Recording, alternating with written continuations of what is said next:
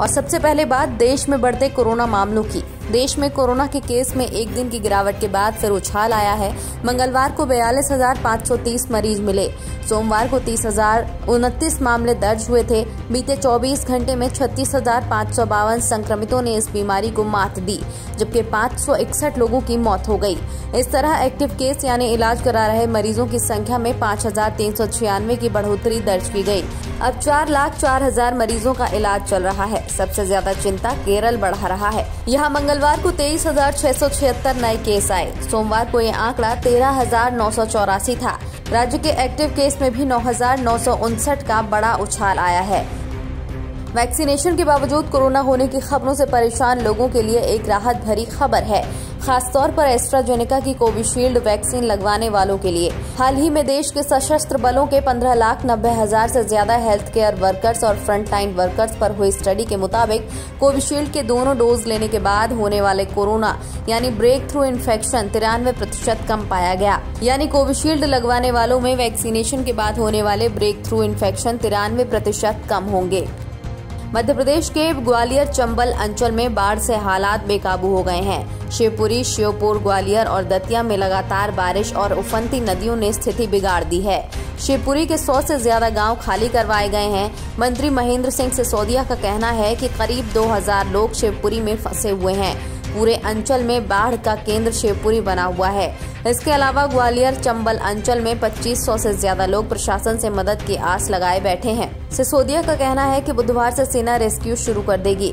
उनकी मुख्यमंत्री शिवराज सिंह चौहान और केंद्रीय मंत्री ज्योतिरादित्य सिंधिया से बात हुई है। सीएम ने भी कहा कि संकट बहुत बड़ा है और सेना की मदद ले रहे हैं। आपको बता दें कि मुख्यमंत्री ने आज 11 बजे चंबल क्षेत्र का हवाई सर्वे भी किया।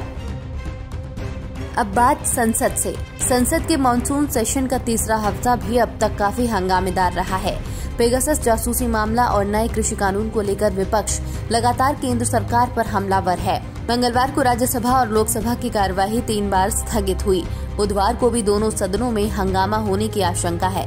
पेगासस पर लोकसभा में चर्चा के लिए कांग्रेस सांसद मनीष तिवारी और मणिकम टैगोर ने स्थगन प्रस्ताव भेजा है। इसी मुद्दे पर टीएमसी सांसद सुदीप बंदोपाध्याय ने स्थगन प्रस्ताव दिया है। वहीं कांग्रेस एमपी दीपेंद्र सिंह हुड्डा ने राज्यसभा में नियम 267 के तहत केंद्र सरकार के 3 कृषि कानूनों पर चर्चा के लिए सस्पेंशन ऑफ बिजनेस नोटिस दिया। अब बात भारत और चीन के बीच जारी विवाद की। भारत और चीन के बीच लाइन ऑफ एक्चुअल कंट्रोल पर पिछले साल मई से जारी गतिरोध सुलह की ओर बढ़ता दिख रहा है। दोनों देश गोगरा हाइट्स से अपनी अपनी सेना हटाने पर सहमत हो गए हैं। मई 2020 से ही इस क्षेत्र में दोनों देशों की सेनाएं आमने सामने हैं। आपको बता दें कि रविवार को ही दोनों पक्षों में कोर कमांडर लेवल की बातचीत हुई थी। 12वें दौर की ये बातचीत चीन के हिस्से वाले मोल्डो में करीब 9 घंटे चली थी। मीटिंग में पेट्रोलिंग पॉइंट 17A से दोनों देशों की सेनाओं ने हटने का फैसला किया है। गोगरा हाइट्स का पेट्रोलिंग पॉइंट 17A पूर्वी लद्दाख क्षेत्र के विवादित क्षेत्रों में से एक रहा है। सूत्रों के मुताबिक दोनों पक्षों के बीच डिसएंगेजमेंट को लेकर अंतिम बार बातचीत इस साल फरवरी में हुई थी। तब दोनों सेनाएं पैंगोंग झील के किनारे से हटने पर राजी हुई थी। अगली खबर पठानकोट से। पठानकोट के पास मंगलवार को आर्मी का ALH रुद्रा हेलीकॉप्टर रणजीत सागर डैम में क्रैश हो गया। 254 आर्मी एविएशन का ये हेलीकॉप्टर ट्रेनिंग उड़ान पर था और इसके पायलट को कम ऊंचाई पर उड़ाने का प्रशिक्षण दिया जा रहा था। हादसे के बाद चॉपर के कलपुर्जे खोज लिए गए हैं। आर्मी PRO ने बताया कि रणजीत सागर डैम में क्रैश हुए हेलीकॉप्टर के पायलट AS बाठ और को पायलट जयंत जोशी अभी तक लापता हैं। हालांकि पहले ये जानकारी मिली थी कि हादसे में दोनों सुरक्षित हैं। आर्मी हेलीकॉप्टर क्रैश होने की खबर मिलते ही NDRF और पंजाब पुलिस ने रेस्क्यू ऑपरेशन शुरू कर दिया, लेकिन डैम की गहराई ज्यादा होने की वजह से मंगलवार रात तक उन्हें खोजा नहीं जा सका। आर्मी की एविएशन स्क्वाड्रन के रुद्रा हेलीकॉप्टर ने मामून कैंट से सुबह 10:20 बजे उड़ान भरी थी। रणजीत सागर डैम के ऊपर हेलीकॉप्टर काफी नीचे उड़ान भर रहा था और इसी दौरान वो क्रैश हो गया। अब बात पाकिस्तान से। प्रधानमंत्री इमरान खान का सरकारी आवास किराए पर उपलब्ध है। जी हां, आर्थिक तंगी से जूझ रहे पाकिस्तान ने इस्लामाबाद स्थित प्रधानमंत्री इमरान खान का सरकारी आवास आम लोगों को किराए पर देने का फैसला किया है। अब यहां कल्चरल, फैशन और एजुकेशनल प्रोग्राम समेत अन्य इवेंट के लिए लोग इसे रेंट पर ले सकेंगे। इससे पहले अगस्त 2019 में सत्तारूढ़ तहरीक पाकिस्तान तहरीक-ए-इंसाफ की सरकार बनी थी, तो प्रधानमंत्री इमरान खान ने सरकारी आवास को यूनिवर्सिटी बनाने का ऐलान किया था। इसके बाद इमरान ने इसे खाली कर दिया। मालाबार नेवी ड्रिल की तैयारियां पूरी हो चुकी हैं। इस महीने के आखिर में सभी क्वाड देश भारत, अमेरिका, जापान और ऑस्ट्रेलिया की नौसेनाएं प्रशांत महासागर में ये नेवल एक्सरसाइज करेंगी। चीन को काउंटर करने के लिए इस वक्त ये एक्सरसाइज बेहद अहम है। इस बार ये अभ्यास पश्चिमी प्रशांत महासागर में हो रहा है।